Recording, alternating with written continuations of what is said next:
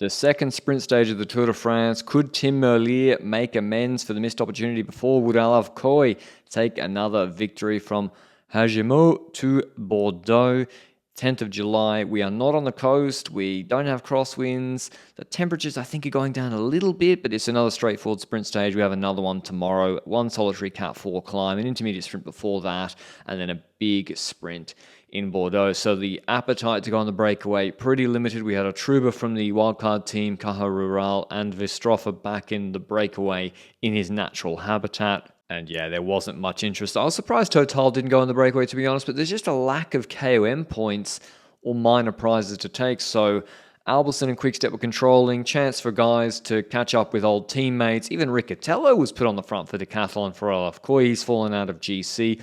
But at the intermediate sprint, we start to see the teams get into formation. Max Kanter, I mean, he's right up there in the points jersey competition, Max Kanter, and the Astana lead-out has been incredible. One of the best lead-outs so far in the race. You see them trying to go right. They get it correct. It's the fast line. They've got three guys out of Kanter. They wait too long. It was a downhill sprint. If you came with speed from behind, it was hard to get back up to speed. Astana don't change fast enough, and Pedersen, he gets to jump on them. They change to Turnison at 300 meters to go. He launches here. And yes, he does have to go the long way round, but no one else is able to get back up to speed. And I've been really impressed with Pedersen.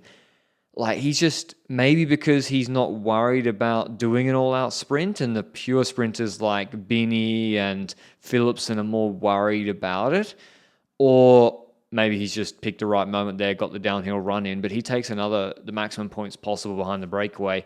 Go back to controlling, quick step, but X, despite having Varenshold, they were up to some games with the newly minted national champion Skarseth for Norway trying to launch Jonas Abrahamsen up the road. They tried it multiple times. Dylan Van Baarle doing an all-out effort to bring him back. Then Vavaka finished it off with Frigo. So NSN also wanting a sprint for Bini.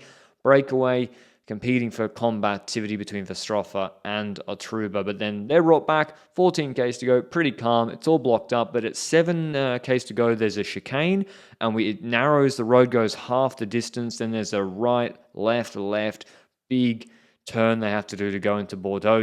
X try to launch Abrahamsen again. They even got Asgren in on the action. They probably said, let's go for some Scandinavian rouleur action in the last 10Ks. They're brought back.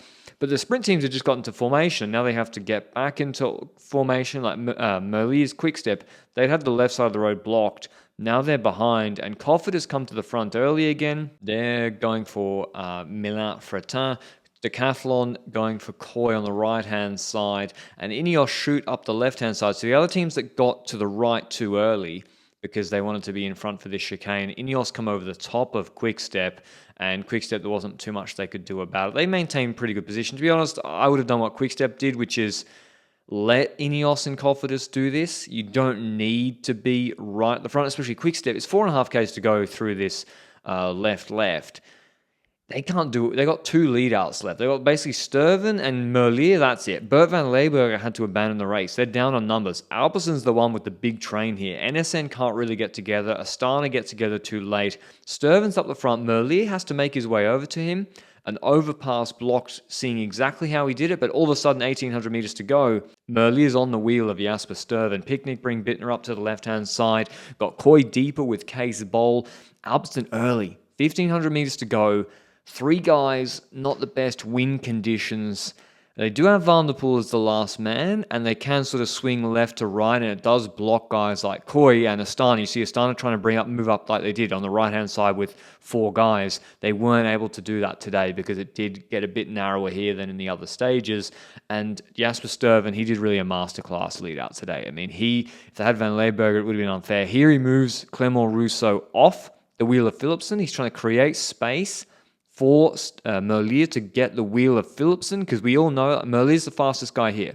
If Merlier gets to launch his sprint at 150 meters to go with air in front of him from behind Philipsen or Koy, he will probably win. That's what he's been doing for the last 5 years. And he's got him here, but then Bini and Gaviria shoot up the inside here.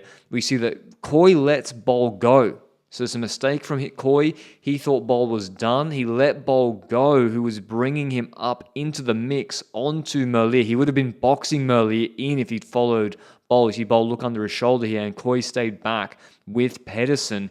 He's out of the sprint from there because Van der Poel launches early. So the speed remains high. Sturven looks back, sees that's not Tim Merlier, that's Fernando Gaviria now in the wheel of Philipsen, and he then does an extra effort to try to get Merlier back up to speed, but then he has to yield the wheel to Binney. He keeps his left shoulder free. Varen's shoulder is going to shoot from the behind Merlier. He nearly boxes him in, same with Dorian Godon, because he gets the drag in by Varen's shoulder launching early at 2:60 to go.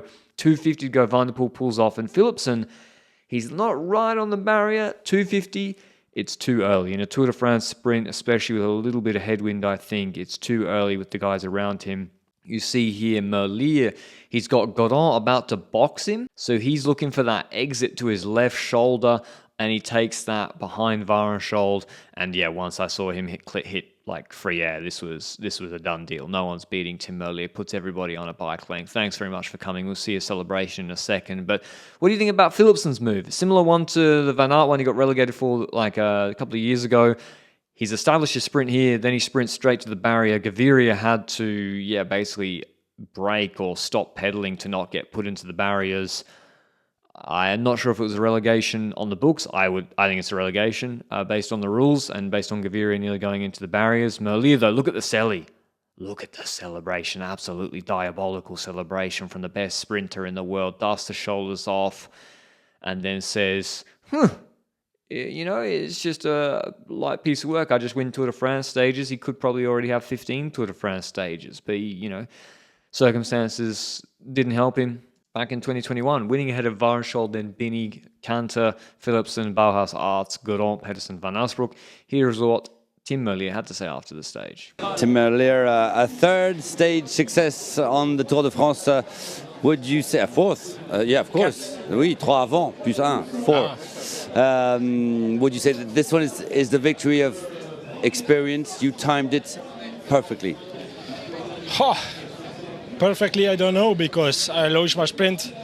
We don't know how far it was, but it was a mess to be in position.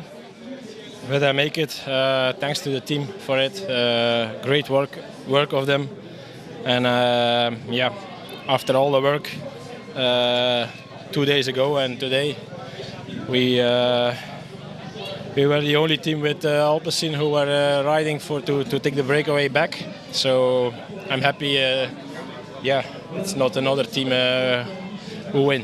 In terms of GC, no changes from yesterday. Pogačar maintaining 2 minutes 42 ahead of Vingegaard. Del Toro on 3 minutes 27, a slender 3-second lead ahead of Evenepoel for the third place on the podium.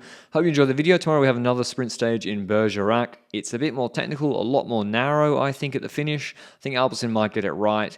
Can Philipsen win? We'll see you then. Ciao, ciao.